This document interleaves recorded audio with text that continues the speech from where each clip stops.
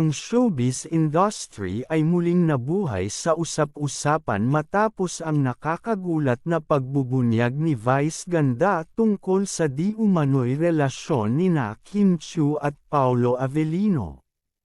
Sa isang masayang segment ng noontime show na It's Showtime, na karaniwang puno ng tawanan at kulitan, hindi inaasahang nagkaroon ng seryosong tono ang usapan ng tila pabirong binanggit ni Vice ang ukol sa pagiging magkasintahan ng dalawa.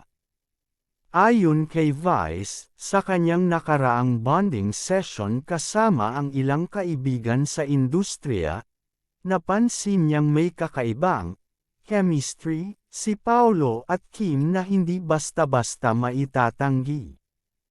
Sa unang tingin, ang pahayag ni Vice ay tila isa lamang sa kanyang mga karaniwang biro, ngunit sa sunod-sunod na pagtanong ng mga co-hosts at audience, tila may laman ang kanyang sinasabi.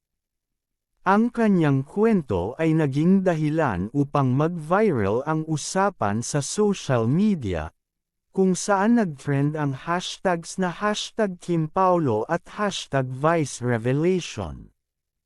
Habang ipinahayag ni Vice ang kanyang obserbasyon, binanggit niya na nakita niya kung paano magpalitan ng matamis na tinginan sina Kim at Paolo sa ilang okasyon.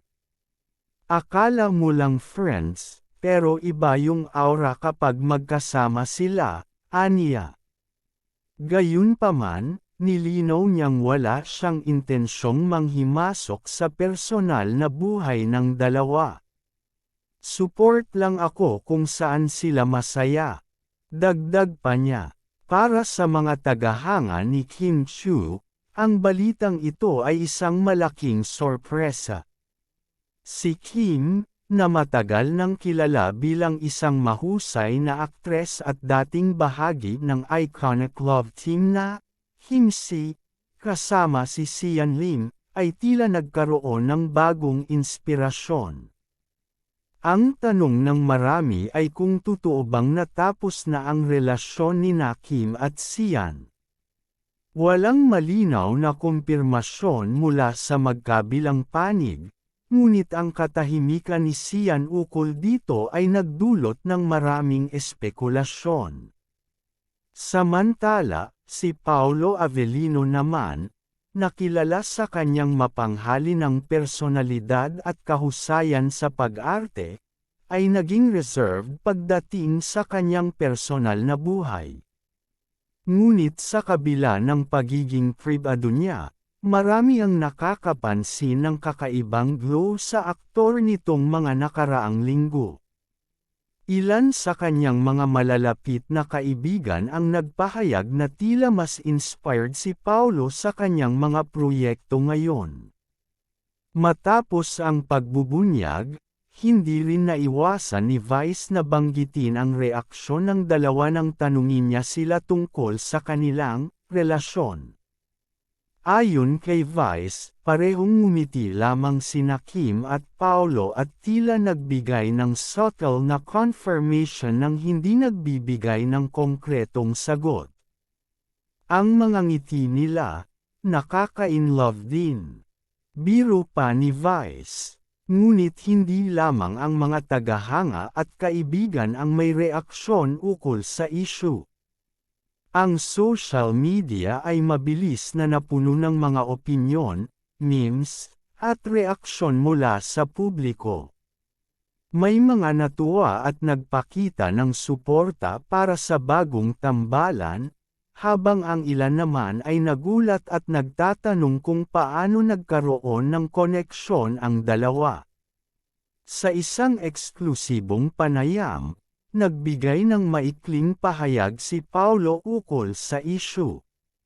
Sa ngayon, masaya ako kung nasaan ako, at nagpapasalamat ako sa suporta ng mga tao.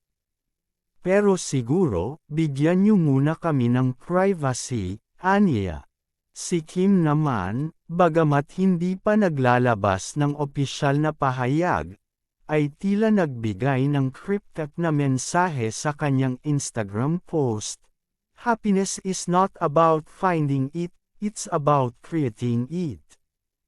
Ang nasabing post ay nagdulot ng mas maraming espekulasyon sa tunay na estado ng kanilang relasyon. Ayon sa mga malalapit sa dalawa, nagsimula raw ang pagkakaibigan ni Kim at Paulo sa isang proyekto kung saan nagkaroon sila ng pagkakataong magkatrabaho. Ang kanilang natural na chemistry sa set ang naging dahilan upang mas lumalim ang kanilang koneksyon.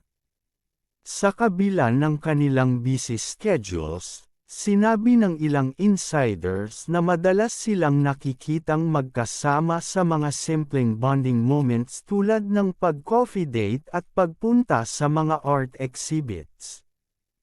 Habang ang isyu ay patuloy na umiinit, maraming fans ang umaasa na bibigyan ng linaw ni Kim at Paulo ang kanilang sitwasyon. Gayunpaman, tila mas